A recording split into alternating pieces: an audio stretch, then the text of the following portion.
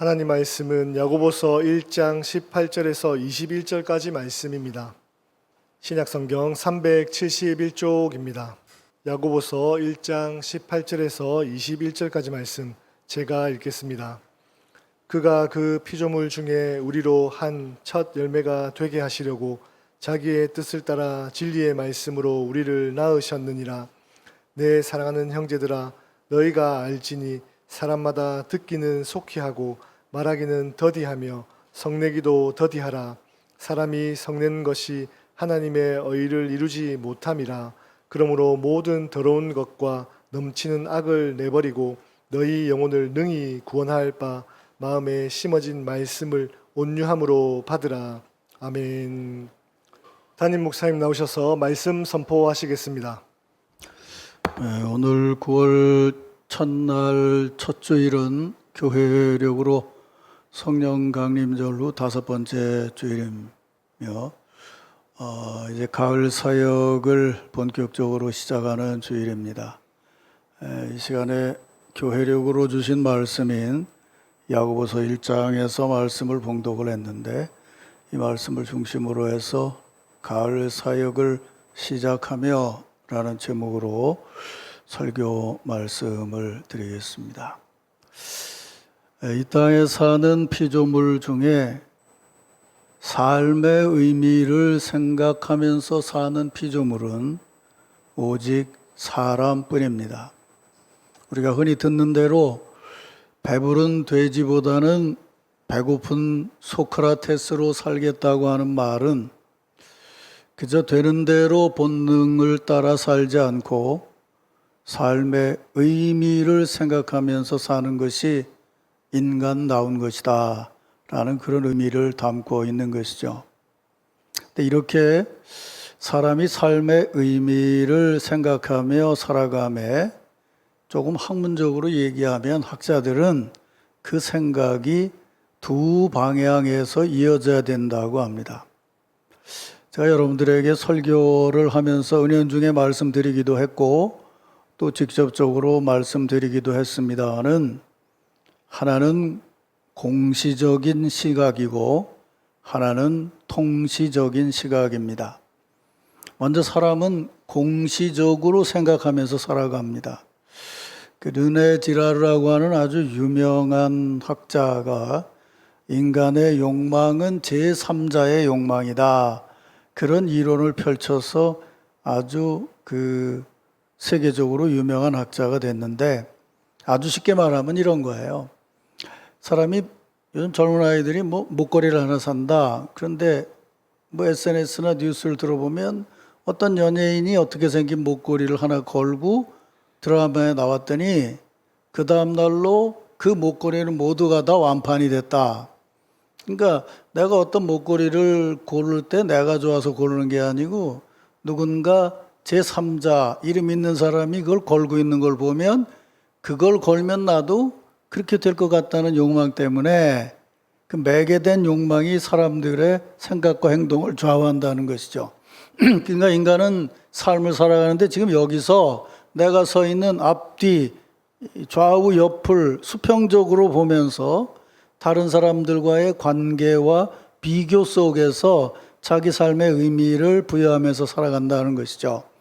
사람은요, 내가 돈이 많다, 내가 돈이 적다 이렇게 생각하고 사는 게 아니고, 아무개하고 비교해 보니까 내가 돈이 많다, 아무개하고 비교해 보니까 내가 돈이 적다 이렇게 생각한다는 거예요.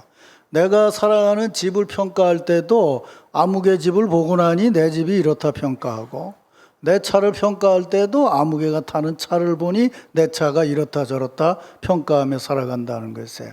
이렇게 사람들은 자기가 오늘 이 자리에 서 있는 이 현실의 자리에서 앞뒤 좌우에 더불어 살아가는 사람들을 보면서 교제하기도 하고 비교하기도 하고 더 나아가면 질투하기도 하면서 거기에 자기 삶의 의미를 부여하고 살아가는 것, 이것이 공시적인 안목이요 시각이다, 그런 말입니다.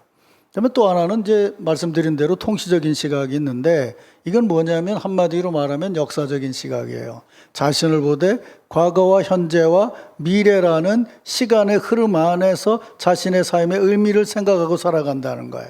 지금 나의 삶을 보되 내가 어렸을 때 살았던 삶과 비교하면서 나를 생각을 해보고 또 앞으로 10년이나 20년 후에 나와 지금을 비교하면서 의미를 부여하면서 살아간다는 것이죠. 이렇게 시간의 흐름 안에서 자신을 보는 안목을 통시적인 안목이라고 그래요. 여러분 그런 경험해봤는지 모르지만 한 20년쯤 미국에 살다가 최근에 한국에 들어온 분들하고 대화를 해보면요. 전혀 대화가 되질 않아요. 왜냐하면 그 양반들은 아주 통시적인 시각이 강해요. 내가 어렸을 때 지독하게 어렵게 살았는데 지금 한국 사는 걸 보면은 이건 천국이다. 이렇게 생각을 해요. 근데 지금 한국에 사는 젊은이들은 그렇게 생각하지 않아요. 아빠가 어려웠을 땐 말이야, 먹을 게 없어가지고 말이다, 뭐 이렇게 먹었다 그러면 걔들은 그러잖아요. 라면이라도 사다 잡수시지 왜 그랬냐고. 이런 식으로 이 현실 안에서 공시적인 시각으로 보고 있다는 것이죠. 그래서 학자들은 말하기를 인간이 성숙한 사람이 되려면 이 공시적인 것과 통시적인 것이 잘 조화를 이루면서 볼 수 있어야 된다. 이렇게 말을 해요. 기독교 신앙인의 삶과 사고도 마찬가지라는 거예요. 신앙인은 지금 공시적인 안목으로 틀림없이 지금 여기서 함께 신앙생활하고 있는 다른 사람들과의 관계나 비교 안에서 자신을 보게 되고 자신의 신앙의 의미를 생각하고 생활하고 사역하게 된다는 거예요. 물론 세상의 흐름을 따라서 다른 사람이 가지고 있는 어떤 외적인 대단한 부나 지위와 비교를 해서 자신을 보는 것은 적어도 넘어서서 지금 내가 속한 공동체 안에서 다른 성도들을 보면서 그러니까 우리 신앙 공동체 안에서 하나님의 말씀을 잘 따르고 겸손하게 그 사역에 임하고 있는 성도들을 보면서 뭐 이렇게 보면 긍정적인데 어떤 사람은 정반대로 본단 말이에요. 그 많은 사람들 중에서도 일 안 하는 사람을 꼭 집어서 아무개는 요렇고 하면서 자신의 신앙을 해나가려고 하는 그런 사람도 없지 않아 있어요. 그러니까 우리는 신앙 안에서 우리 앞뒤 좌우에서 바르게 신앙사역에 임하고 있는 이들을 보면서 그들과의 관계를 더 깊이 하면서 더 아름답고 성숙한 관계 속에서 자신의 신앙생활과 사역을 생각하고 규정하고 성도로서 그런 삶을 살아가야 하는 것이죠. 아까 우리 찬양대 찬양이 바로 그런 내용을 담고 있었어요. 주의 은혜로 우리가 이곳에 모였습니다. 사랑으로 하나 되게 하소서. 오직 주의 은혜로. 그런 안목으로 서로를 볼 수 있어야 된다는 것이죠. 또 더 나아가서 여러분들 중에 열심히 있는 신앙인들은 주중에 아마 그 기독교 텔레비전을 보는 분들이 있을 거예요. 설교도 듣고 거기에 나오는 사람들의 간증을 듣고 나누기도 해요. 그렇게 설교를 듣고 간증을 보는 데서 오는 신앙적인 유익이 뭘까요? 그것은 여러 가지 있겠지만 이런 기준으로 보면 지금 내가 살아가고 있는 이 조그마한 공동체의 범위를 넘어서서 내 생각을 넘어선 더 넓은 곳에서 정말 생각지 않은 오지에서 더 힘들고 어려운 곳에서 겸손히 하나님의 말씀을 따라 사역하고 있는 이들이 지금도 있다는 것을 생각하면서 지금 여기서의 내 신앙의 폭을 넓혀가는 것이죠. 그것이 그런 영상을 보고 생각하는 것이 주는 유익인 것이에요. 이렇게 공시적인 시각을 넓혀 나가는 것이 신앙의 삶에서 굉장히 중요한 것이죠. 그와 더불어서 앞에 말씀드린 대로 신앙인은 통시적인 안목으로 자신을 보고 신앙 사역을 해야 돼요. 예를 들면 오늘 9월 첫 주일이라 가을 사역을 시작하면서 제가 설교 제목을 가을 사역을 시작하며 라고 정했어요. 이건 다른 것이 아니라 통시적인 안목으로 오늘 우리가 서 있는 자리를 보자는 거예요. 우리는 신년 초에 하나님 아버지께 정말 새 기도 제목을 적어드리고 목표를 아뢰고 기도하면서 2024년 신앙사역을 시작을 했어요. 그리고 사순절과 부활절의 절기를 지나면서 봄을 지나면서 하나님 은혜 안에서 올해 신앙사역을 위한 씨를 뿌렸고 그리고 가정의 달과 6월 7월로 이어지는 여름 교육사역을 지나면서 우리는 그렇게 심겨진 나무들이 씨앗이 자라서 나무가 되는 것을 보고 그것을 어떻게 잘 키워나갈 것인가 걱정하고 또 키워가면서 여름절기를 지나고 이제는 결실을 앞두고 있는 가을 사역을 시작하고 있는 것이죠. 이렇게 보아야 지금 우리가 서 있는 자리를 바르게 볼 수 있는 것이죠. 이렇게 이 바른 통시적인 시각으로 우리가 여기까지 신앙생활을 해왔다면 사실은 이런 질문은 필요 없을 것 같지만, 그래도 결실의 절기를 앞두고 우리 자신들은 우리 자신의 신앙 사역을 이렇게 시간의 흐름을 따라 보면서 다시 한번 옷깃을 여며야 될 것이에요. 올해를 시작할 때 나는 하나님 앞에 어떤 기도 제목과 목표를 아뢰면서 신앙 사역을 시작했나? 또 그 목표를 이루기 위해서 우리는 새봄에 어떤 씨앗을 뿌렸나? 여름이 지나고 가을의 문턱에 들어서는 이때까지 나는 그 기도하고 심었던 신앙의 씨앗을 어떻게 지금 키워오고 있는가? 그리고 이렇게 시간이 지난다면 올 한 해 사역을 마무리할 때쯤에 내 신앙과 사역의 밭에는 어떤 나무가 어떤 모습을 하고 서 있게 될 것인가? 이제 가을을 마무리하고 겨울을 맞이할 때쯤에는 내 안에서, 내 사역의 범위 안에서 어떤 열매가 맺어져서 그것을 거두어서 하나님 앞에 찬양과 감사의 제물을 드릴 수 있겠는가? 굳이 이렇게 강조해서 말하지 않아도 우리는 이미 그런 신앙의 삶을, 시간의 흐름을 따라서 내가 어디 있는지를 분명히 분별하면서 이 가을 사역에 임하고 있어야 맞습니다. 이렇게 우리는 옆으로는 공시적으로 내 좌우에서 교제하며 함께 사역하는 성도들과 더불어 지금 내가 생활하고 사역하는 것의 의미가 무엇인지를 생각하고, 또 통시적으로 올해를 시작할 때부터 지금에 이르기까지 그리고 이어질 열매를 내다보면서 내가 어떻게 신앙생활을 해왔고 해와야 되는지, 그런 두 가지 시각이 합쳐지는 곳에서 가을 사역을 임하게 될 때에 우리는 올 사역 안에서 하나님 보시기에 좋은, 하나님이 보시기를 원하시는 그런 참 좋은 사람들의 아름답고 행복한 열매를 맺어서 그런 교회를 세워 나아갈 수 있을 것입니다. 사랑하는 성도 여러분, 이제 가을 사역을 시작하면서 하나님 은혜 안에서 신앙인인 여러분의 삶의 의미를 진지하게 생각해 보시기를 바랍니다. 지금 이 시간 함께 예배 드리는 성도들, 함께 교제하며 생활하며 사역하는 성도들과 더불어서 더 나아가서는 우리의 기도의 한 자락을 차지하고 있는 세계 곳곳에 나가서 헌신적으로 일하고 있는 사역자들을 생각하면서 지금 여러분들의 생활과 사역에 의미 있게 임하시기를 주의 이름으로 축원합니다. 또 올해 사역을 시작해서 오늘에 이르기까지 살아온 여러분들의 삶을 한 걸음 한 걸음 진지하게 보면서 이 결실의 절기에 보다 아름답고 풍요로운 결실을 맺을 것을 바라보면서 성실하게 겸손하게 주의 사역에 임하시기를 바랍니다. 이런 은혜와 축복이 우리 남천 공동체에 속한 성도들 모두에게 함께하기를 주의 이름으로 축원합니다. 이제 이런 마음으로 우리 축복 인사를 나눕시다. 오늘 먼저 지금 이 시간 이 자리에 옆에 있는 성도들 한번 이렇게 좌우로 좀 보세요. 좀 보시고 이렇게 축복합시다.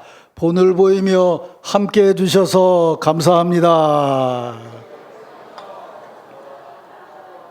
한 번 더 합시다.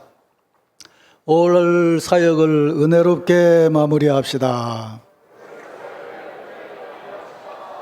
믿음을 가지고 한 번 더 고백합시다. 풍성한 결실로 하나님께 감사합시다. 이제 이런 생각을 마음에 담고 오늘 주신 말씀을 조금 자세히 보면서 가을 사역에 임하는 우리들에게 주시는 하나님의 말씀을 듣겠습니다. 먼저 오늘 본문 첫 절인 18절 말씀을 보시죠. 우리 한 목소리로 18절 말씀을 읽겠습니다. 그가 그 피조물 중에서 우리로 한 첫 열매가 되게 하시려고 자기의 뜻을 따라 진리의 말씀으로 우리를 낳으셨느니라. 아멘. 자, 요 구절을 읽고 앞에서 말씀드린 대로 통시적으로 시간적인 흐름으로 이 말씀을 보면 적어도 이 말씀이 둘로 나누어진 것을 알 수 있게 되죠. 첫 번째는 뭐냐면 하나님께서 우리를 진리의 말씀으로 낳으셨다는 거예요. 그 다음에 두 번째는 뭐냐면 그렇게 낳으신 것은 하나님께서 우리로 한 첫 열매가 되게 하시려고 하는 거다. 이렇게 둘로 나눌 수 있는 것이죠. 그래서 신앙인으로서 우리가 우리 삶의 의미를 생각할 때 가장 첫 번째는 우리가 흔히 말하는 것처럼 뭐 구원의 확신 뭐 이렇게도 말을 하지만 이 대목으로 말한다면 뭐냐면 신앙인으로서의 나의 태어남이라는 거예요.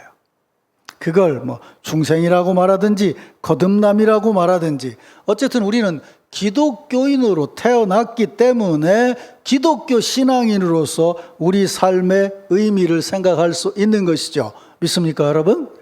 이게 분명해야 돼요. 그런데 이렇게 기독교인으로 우리가 신앙적으로 태어났다는 것을 먼저 생각할 때에 야고보 사도는 그거를 생각하며 더 먼저 생각할 게 있다는 거예요. 그러니까 우리가 내가 기독교인으로 태어났다라는 생각을 할 때 그보다 먼저 생각할 게 있어요. 그건 뭐냐면 하나님의 뜻이고, 그러니까 그랬죠. 자기의 뜻을 쫓아. 그다음에 뭐였어요? 진리의 말씀으로 그랬어요. 그러니까 하나는 하나님의 뜻이고 다른 하나는 그 뜻을 따른 진리의 말씀이라는 거예요. 이 둘에서 우리가 태어남을 입었다는 거죠. 하나님께서 뜻하시고 하나님께서 우리를 낳으셔서 우리는 하나님의 자녀요 신앙인이 되었습니다. 믿습니까, 여러분? 세상에 제 뜻대로 제가 저를 낳은 사람은 하나도 없듯이 신앙인으로 태어남도 제 뜻대로 제 힘으로 태어난 사람은 하나도 없어요. 이걸 분명하게 우리는 신앙 고백해야 돼요. 신앙생활을 조금 하다가 보면 뭐 은혜도 받고 은사도 받았다 그러면 어느 틈엔지 자기가 자기를 낳고 자기가 자기를 키우는 것처럼 생각하고 신앙생활하는 사람들이 있어요. 틀림없이 교회에서 분란을 일으킬 수밖에 없죠.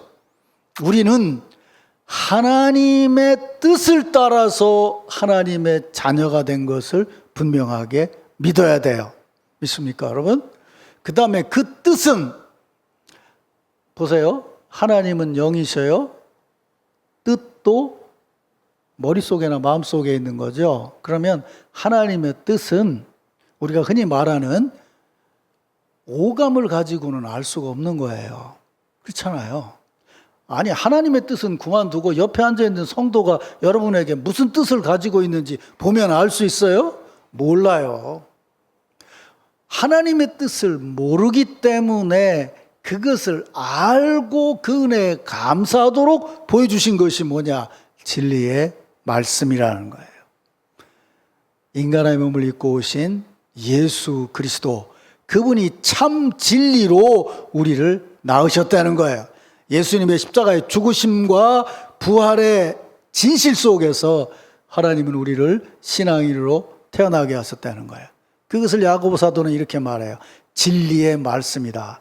왜 이렇게 말하느냐 하면요, 뭐 바울 같으면 예수 그리스도 은혜로 태어났다 그럴 텐데 야고보는 진리의 말씀이라고 그래요. 근데 왜냐하면 그 뒤에 보면 야고보 사도가 그 목회를 한다 그럴까 신자들을 돌보는 데서 가장 문제가 됐던 게 뭐냐면 혀예요.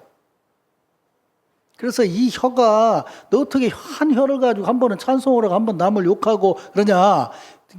만약 이 혀를 가지고 한 번은 뭐 성경을 얘기하고 한 번 남을 비난하는 얘기를 하면 이미 내 혀는 진실한 것이 아니지 않냐 그 말이에요. 그래서 야고보 사도가 지금 얘기를 할 때 무슨 얘기를 하냐면 하나님은 진리이시고 진리의 말씀이라고 한다면 그분이 말씀하시는 것은 우리에게 뒤에 계속 얘기하겠지만 진실한 말을 하도록 우리를 낳게 하신 거라는 걸 깨달으라는 거예요. 믿습니까, 여러분? 신앙생활에서 대단히 중요한 거예요. 사랑하는 성도 여러분, 후반기 사역을 시작하면서, 가을 사역을 시작하면서 여러분의 신앙생활과 사역의 의미를 먼저 이 놀라운 하나님의 뜻과 은혜 안에서 생각하고 규정하시기를 주의 이름으로 축원합니다.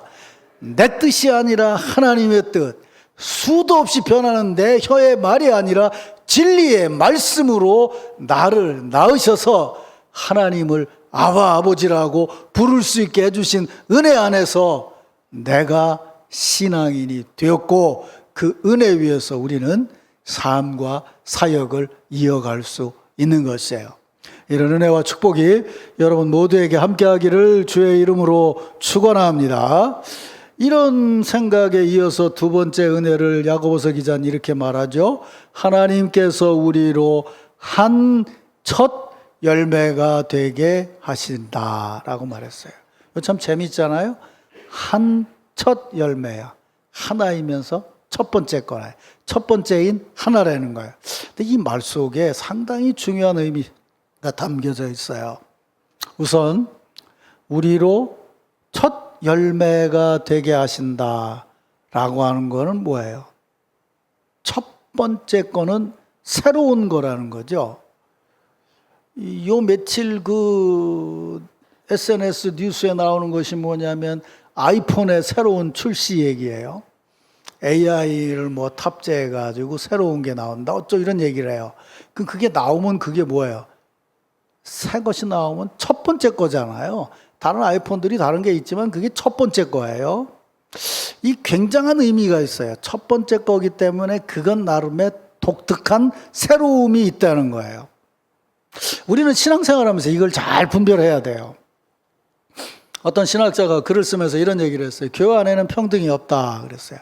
거기까지만 읽고 많은 사람들이 생각을 해요. 그래, 뭐 세상이나 교회나 다를 게 있나? 뭐 교회도 가보니까 뭐 평등하긴 뭐가 평등해? 뭐 거기도 돈 있는 사람 대우하고 뭐한 사람 대우하고 그러지.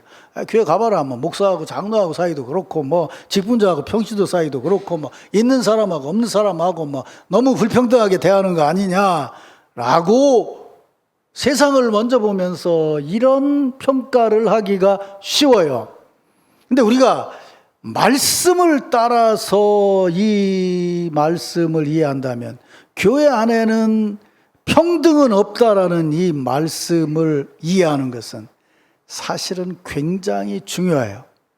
목사와 장로, 직분자와 평신도가 대하는 어떤 그 대우나 처신의 자리에서 불평등하다는 것을 얘기하는 게 아니고, 이 불평등은 무엇을 얘기하냐면 하나님께서 진리의 말씀을 우리에게 주실 때에 그 말씀을 깨닫는 사람은 각기 다르고, 그 말씀을 깨닫는 사람, 말씀을 자기로서는 처음 깨닫는 사람에게는 처음 하나님께서 주시는 은혜가 있고 처음 하나님께서 주시는 사명이 있다는 의미에서 교회는 불평등하다는 거예요. 생각해 보세요. 예수 그리스도께서 아까 말한 것처럼 하나님의 뜻을 제일 먼저 분별하고 제일 먼저 하나님의 아들로 이 땅에 오셨어요.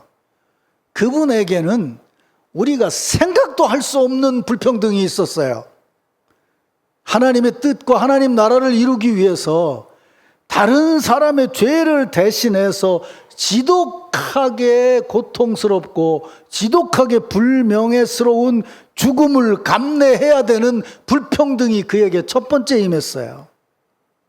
그날 이후로 기독교인들에게는 예수께서 말씀하신 것처럼 내가 나를 따라오려면 네 십자가를 지고 나를 따를지니라 라고 말씀하신 것처럼 그리스도의 사역을 감당하는 데는 세상적으로 보면 너무도 불평등한 것 같은 것을 우리들이 스스로 감내하면서 살아갈 수 있어야 된다는 거예요. 그게 첫 번째 열매가 되는 비결이라는 것이죠. 사랑하는 성도 여러분, 매주일마다 강단에서 하나님의 말씀이 선포되고 열심히 있는 분들은 가정에서 설교 말씀도 듣고 또 큐티도 하고 깨달음도 적으실 겁니다.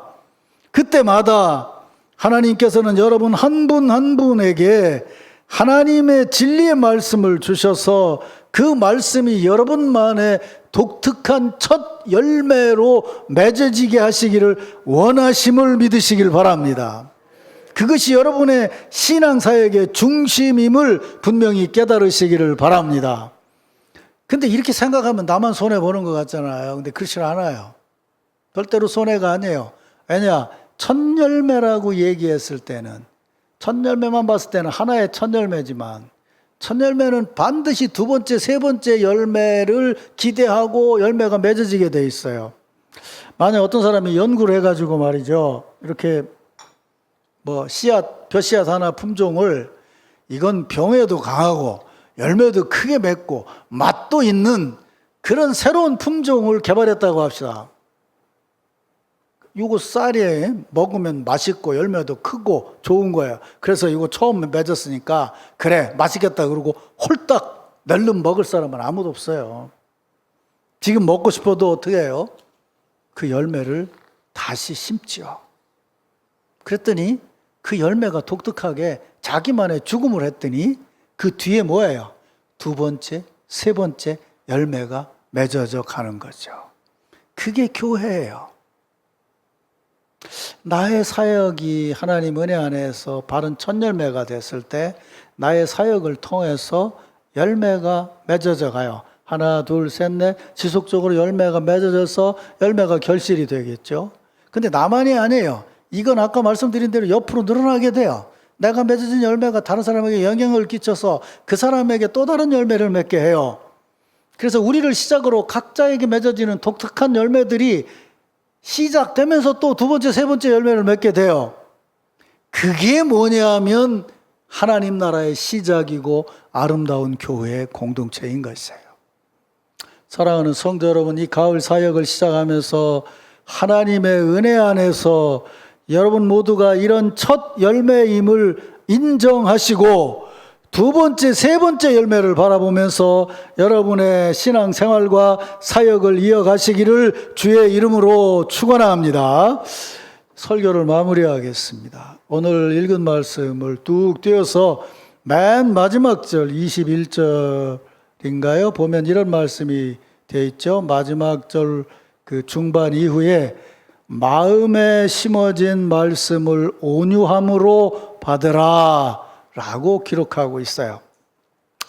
여러분들은 어떻게 생각했는지 모르지만 제가 가능하면은 논리적으로 이거를 구분해서 말하려고 얘기를 했지만 구분이 안 되게 들은 분도 있을 터인데 아까 우리가 첫 번째 읽었던 말씀 첫 절을 다시 한번 보자고요. 그가 그 피조물 중에 우리로 한 첫 열매가 되게 하시려고 자기의 뜻을 쫓아 진리의 말씀으로 우리를 낳으셨느니라. 그럼 이 말씀의 이니셔티브는 누구에게 있는 거예요? 이 말씀의 주도권이 누구에게 있는 거예요? 이 일을 하나님이 하신다는 거예요? 우리가 한다는 거예요? 우리가 한다고 하는 사람은 잘못 들은 거야. 누가 그랬어요? 그가 피조물 중에 우리로 첫 열매가 되게 하시는 거예요. 첫 열매가 되는 건 우리지만 열매 되게 하시는 분은 누구셔요? 왜 이러는데 또 이분들 갑자기? 하나님이시죠. 자기의 뜻을 쫓아 진리의 말씀으로 우리를 낳으신 분은 하나님이시죠. 아이고 내가 설교 헛됐네. 처음부터 내가 얘기했잖아. 내가 나를 낳은 게 아니고 하나님이 우리를 낳으셨다. 우리 태어남의 주도권은 누가 가지신 거예요? 하나님이 가지신 거예요. 또 우리로 하여금 자라서 열매를 맺게 하는 거 그가 그분의 뜻대로 피조물 중에서 우리를 택해서 열매가 되게 하셨다. 내가 한 거예요. 하나님이 하신 거예요. 아이고 내가 설교를 헛했구만. 이거 지우지 마라 박 목사. 전국에 퍼지라고. 하나님 은혜 안에서 모든 걸 보자는 거예요. 그런데 그 다음에 하시는 말씀이 이거예요. 뭐라고 얘기했냐면 마음에 심긴 도를 온유함으로 받아야 된다. 그러니까 하나님이 말씀하신 그 모든 것, 지금 이루어주신 은혜가 우리 마음속에 지금 말씀을 받는 자에게 심어진다는 거예요. 믿습니까 여러분? 근데 그거를 야고보서 기자는 뭐라고 얘기했냐면 심겨진 말씀이라고 안 하고 심겨진 도라고 얘기를 했어요.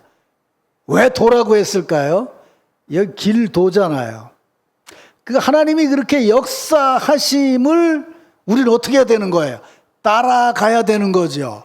그래서 사복음서를 읽어보면 뭐예요? 주께서 길 가실 때, 주께서 길을 가실 때 계속 길을 간다는 얘기가 나와요. 그러니까 하나님이 주도권을 가지시고 우리의 삶을 인도해 가신다는 것을 믿고 마음에 담고 그것을 따라가는 이에게 열매가 맺어진다는 거예요. 믿습니까, 여러분? 근데 그 열매가 맺어질 때 우리의 마음의 텃밭, 그 마음의 텃밭의 상태가 중요한데 그게 뭐냐 하면 야고보서 기자는 뭐라고 얘기하냐면 온유함이라는 거예요.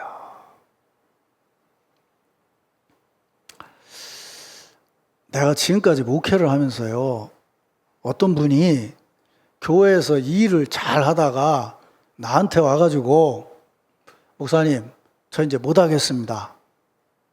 그렇게 나한테 말하는 엄청나게 용기가 좋은 사람이 있는데 그 사람이 그런 말을 할 때 나보고 내가 집에서 말씀을 읽고 기도하고 성경을 연구했더니 하나님이 이제 그만하시랍니다. 이렇게 말한 사람은 딱 한 명 있었어. 그 양반은 지금 어디서 기도원 한다고 따로 나가 있어. 이상해진 사람이야. 나머지는 뭐냐면 아무개 때문에 못하겠습니다. 이거요. 왜 내가 하는데 방해합니까? 이거요. 내 옆에 있는 아무개 때문에 못하겠다는 거예요. 옆에 있는 건 또 괜찮아. 10년 전에 걔가 한 것 때문에 내가 못하겠다는 거예요.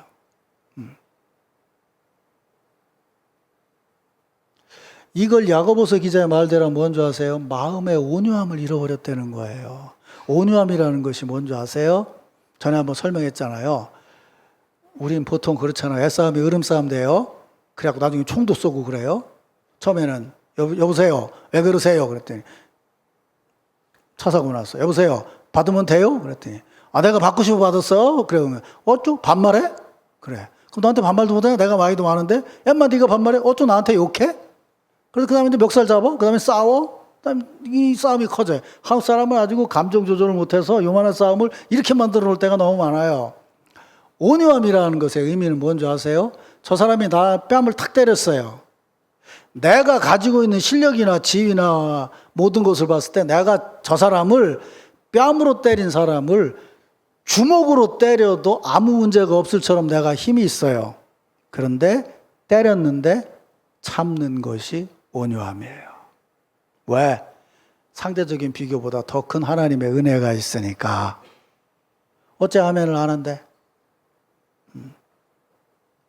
그걸 우리가 해야 된다는 거예요. 해야 될 일은 그거요. 우리가 피조물 중에 열매를 맺게 하고 말씀 어쩌고 뭘 낫게 하고 이게 아니고 그 역사가 나타나도록 내 마음과 내 주변을 온유함으로 받아들일 수 있는 것이 우리가 할 수 있는 유일한 일인 거예요. 어거스틴이 평생 신앙생활을 하면서 자서전을 쓰면서 이렇게 얘기를 했어요. 하나님, 내가 나를 보건대 하나님의 말씀 앞에 무릎을 꿇을 수 없을 만큼 내가 교만하군요. 아니, 내가 하나님 앞에 무릎을 꿇을 만큼 겸손하지 못하군요. 그래서 어거스틴은 인간의 죄의 근원을 교만이라고 보았어요. 죄 중에 하나가 교만이 아니고 교만이라는 거예요. 아니, 잘 생각해 보세요. 지금 일하는 방법을 놓고는요, 이 사람하고 나하고 다를 수 있어요. 방법의 문제예요. 시간의 문제고. 정말 중요한 것은 뭐냐면 나도 예수 믿고 이 사람도 예수 믿으면 그는 하나님 앞에 아버지라고 기도할 수 있는 신자고 나도 아버지라고 기도할 수 있는 신자예요. 그런데 내가 내 감정이 상하고 내 문제가 생겼다고 그래서 하나님의 자녀를 마귀같이 대할 수 있냐 그 말이에요. 그렇게 대하면 내가 마귀지. 신앙생활하면서 온유함을 잃어버리면 그땐 모든 것을 다 잃게 되는 거예요. 모든 것을 다 잃게 되는 거예요. 여러분 이걸 잊어버리지 말아야 돼요. 하나님 앞에서 우리가 보일 수 있는 우리 손의 모든 것은요, 감사와 겸손함밖에 없어요. 우리가 뭘 대단하다고 남을 판단하냐고요. 뭘 대단하다고 남에게 손가락질을 하냐고요. 살아보세요. 70까지만 살아봐요. 알 테니까. 인생이라는 게 그런 게 아니라는 거 알게 돼요. 요새 선교지에 가잖아요. 우리 손녀딸이 얼마나 이쁜지 몰라. 대학교 1학년 들어갔는데 얘가 페북에다가 저녁 때 되면 지 혼자 여기다가 리본 붙이고 뭐 이렇게 하고 막 셀카를 찍고 올리고 그래. 나는 이쁘기만 해. 왜 이렇게 이쁜지 모르겠어 걔가. 근데 그 또래 애들은 그래. 저게 하는 짓 봐라. 저게 이렇게 생각한다니까. 같은 또래에 있으면 질투하게 돼요. 나 하는 게. 근데 살아보고 어머니 마음을 갖게 되고 뭔가 첫 열매가 되보면 이어지는 열매가 조금 부실하면 안타깝고 잘 맺어지면 감사한 거예요. 믿습니까 여러분? 그게 교회 지도자의 자리고 신앙생활 오래 한 사람의 마음의 폭인 거예요. 그걸 우리가 생각하면서 신앙생활을 해야 돼요. 야고보서 기자가 하는 얘기가 딱 한 가지예요. 너희 영혼을 능히 구원할 바 마음에 심겨진 말씀을 온유함으로 받으라. 그게 하나님 은혜 안에서 우리가 할 수 있는 일의 전부예요. 사랑하는 성도 여러분, 가을 사역을 시작하면서 하나님은 여러분들에게 뭐 엄청난 일을 이루시기를 바라시는 것이 아니에요. 여러분이 신년 초부터 지금까지 심어왔던 신앙의 씨앗과 그 신앙의 나무가 잘 자랄 수 있도록 돌보아서 거기서 맺어지는 열매를 소중하게 주님 앞에 드릴 수 있는 겸손함, 그것이 하나님께서 여러분에게 원하시는 신앙의 응답의 전부인 것을 믿으시길 바랍니다. 사랑하는 성도 여러분, 이제 오늘 우리는 이 설교를 마치고 가을 사역을 시작하면서 먼저 성찬 예식을 갖습니다. 그 이유는 다른 것이 아니에요. 가을 사역의 시작이 우리의 결심, 우리의 힘, 우리의 생각에 있는 것이 아니고 하나님의 뜻을 위해 이 땅에 오셔서 자기 몸을 들이신 예수 그리스도의 희생과 그 은혜 안에 있다는 것을 먼저 고백하면서 가을 사역을 시작하려고 하는 것이에요. 그러기에 성찬을 받으시면서 성령의 감동하심을 통해서 여러분에게 주시는 하나님의 말씀, 여러분과 더불어 이루어지는 교회 안에서의 교제가 온유함으로 여러분 안 마음에 심어져서 후반기 사역이 하나님의 은혜 가운데 아름답게 이어져가는 그런 귀한 축복이 함께하기를 주의 이름으로 축원합니다.